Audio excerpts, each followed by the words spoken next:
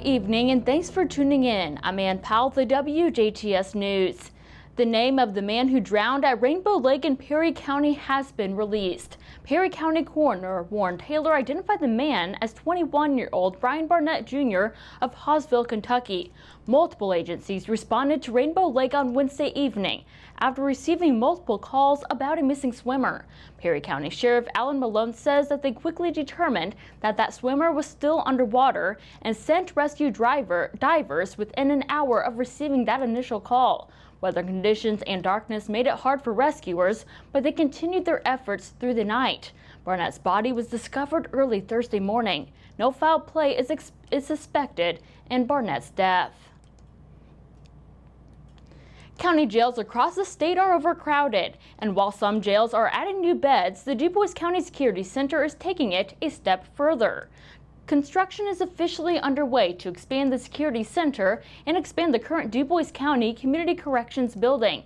And DuBois County Sheriff Tom Kleinhelter says that the need for that facility continues to grow. The expansion started in, I believe it was around 2017 with the overcrowding in the jail. We were just always overcrowded. We have a facility that holds 81 inmates and we were up to 140, 150 inmates. So in about 2017 it started by former Sheriff Donnie Lampert started talking to the council about the overcrowding. This will give the current jail a whole new look, and Kleinhelter gives an overview of what to expect. But the total expansion area is going to be the new pod. The community corrections is going to get remodeled and the facility here is going to get remodeled. So it's going to be somewhere between 27 and 36 months. He says the expansion will give them more room to house the inmates based on the crime committed. It's going to allow us to classify better, to keep more like crimes inmates together instead of where we're limited on that space now. Sometimes we have misdemeanors in with felons, which we don't house many misdemeanors at all anyhow, but some of the long-term felons are here with the short-term felons, and it's going to allow us to classify better. But that is not all. Kleinhelter says the inmates will also benefit from the expansion. And in the existing, we're going to remodel that into our housing, our treatment programs and stuff like that, along with another maybe cell block in the new one. When asked about how many inmates this new block at the security center would hold, this was Kleinhelter's answer. And I'm not exactly sure how many total that's going to hold yet. There's still some discussion on some other areas that may move into the jail, so that's going to be around probably another 20 to 30 inmates. So I think the total of everything is somewhere in the neighborhood of 210 to 240 or so. That would be total. To learn more about the DuBois County Sheriff's Office, Security Center, or Community Corrections Facility, you can head to DuBoisCountySD.com. Memorial Hospital and Healthcare Center in Jasper is resuming normal visiting hours. The Indiana State Department of Health notified all hospitals and healthcare systems in the state that they can return to normal pre-pandemic visitation policies effective immediately. Visiting hours will vary by department. All visiting hour schedules can be accessed by going to mhhcc.org and clicking on Patients and Visitors. Masks are still required to enter the Memorial Hospital and all of its clinics. If you have any symptoms of illness, wait until you are symptom-free to visit. Do not visit if you've been diagnosed with COVID-19 in the past 10 days or have been exposed to others with a COVID-19 infection in the past 14 days. The 4th of July is known for its food, fun, and fireworks. While fireworks spark joy and beauty of our nation's birth, DuBois County Sheriff Tom Kleinhelter says they must be handled with care to avoid injury and even death. According to the National Safety Council, 8 people were killed in firework accidents in 2017, and another 12,000 people were badly injured and required medical attention. Fireworks can be costly and devastating to property damage as well. According to the NFPA, fireworks started an average of 18,500 fires each year, including 1,300 structure fires, 300 vehicle fires, and 16,900 outside and other fires. now that many Americans are fully vaccinated against COVID-19 and many communities have lifted restrictions. Community firework displays will light up the night sky in many areas. And don't forget that sparklers are not a safe option for children. Sparklers burn at about 2,000 degrees, hot enough to melt some metals. Sparklers can quickly ignite clothing and cause injury if dropped. Sparklers are responsible for 25% of firework-related emergency room visits and account for about 50% of injuries in children under age 5. Glow sticks are a fun and safe alternative to sparklers. If you have any more questions about fireworks safety, please contact the Du Bois County Sheriff's Office at 812-482-3522, or in case of an emergency, dial 911. Indiana conservation officers are cracking down on boating under the influence laws this weekend. Operation Dry Water is a year-long national program, and it will be strictly enforced between July 2nd and July 4th.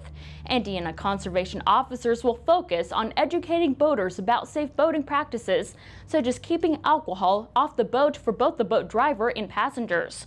Boaters will also notice an overall increase in boating patrols, both on the water and at recreational boating checkpoints, to remove dangerous and impaired boaters from the waterways. Operating a vessel under the influence of drugs or alcohol is illegal on all bodies of water and can lead to serious injuries, death, and even legal consequences.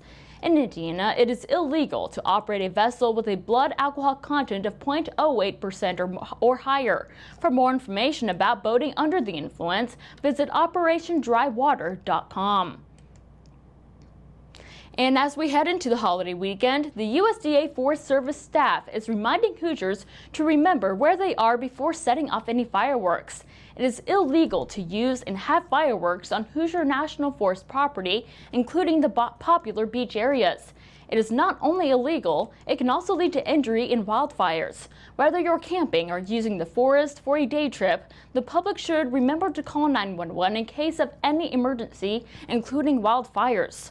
The use or possession of fireworks on federal public lands is subject to confiscation and fines of up to $5,000 for an individual, $10,000 for any organization, and/or up to 6 months in jail. If you've been around the Jasper community for a while, you've likely heard of Chocolate Bliss and Kitchen Essentials, which is located on the Jasper Square. The store has been a staple of the Jasper community since its opening in 2005 and will now be expanding to a new location. Here's store owner Ann Powell discussing how plans for the expansion developed. It's just been in the back of my mind fairly recently. I'm going to say within the last 8 months to a year, and how it actually came about. When it's it was kind of in the back of my mind, but I just kept it there. And then actually someone from Huntingburg, a property owner, had approached me, and I'm a firm believer that was kind of a sign, and so that it just made everything align. Kenise has high hopes for the benefits this expansion will bring to Chocolate Bliss. I hope that it gives us a little bit of a different customer base that we haven't had before. So expanding a customer base is always key for any kind of a small business. And I actually hope that we can share customers back and forth between both locations, because we will have diversity of product and to a certain extent between both locations. Kenise also hopes that the move will be a positive impact on both the Jasper and Huntingburg communities. Well, I hope it's definitely a positive thing. Huntingburg has been extremely welcoming, and I've heard nothing but positive, so I'm thrilled about that. And the congratulations I've heard from the Jasper community as well on the expansion. It just gives me a great feel about it. The Huntingburg store will look a bit different than the one in Jasper, as explained by Kenise. You'll see much more of things like, our it's going to be more food. It'll be our chocolates and our snack mixes and Stonewall products and things like that. We wish, and we'll fill in with gadgets and things what we have room for. Hopes that the new location in Huntingburg will open its doors in August. With the 4th of July holiday weekend just around the corner, the American Red Cross is urging Hoosiers to raise a sleeve to help with the blood shortage across the country. Blood donations typically decline during the summer, but this year is especially challenging. Many Americans are receiving their vaccines and returning to their favorite summer activities after over a year of limited interaction, leading to a lower donation turnout.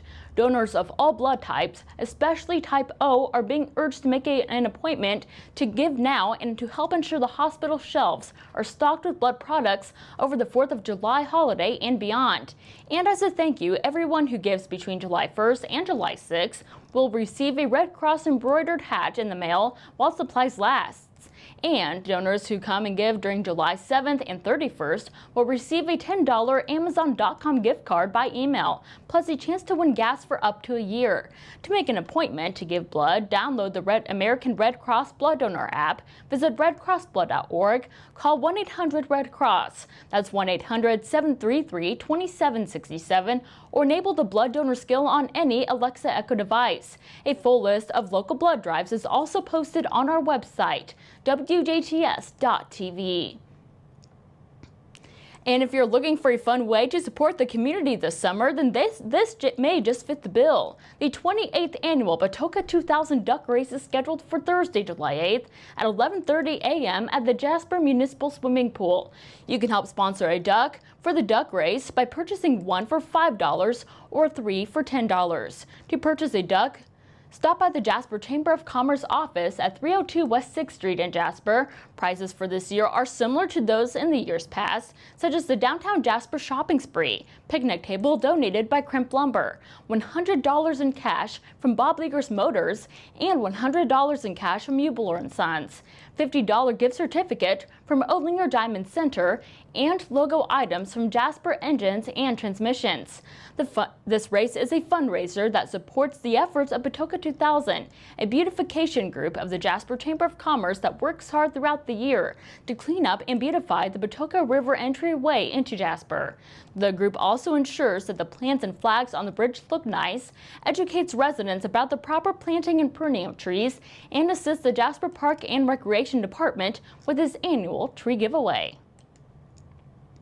Stay tuned. Weekly forecasts and sports with Kurt Guxel are still to come on the WJTS News.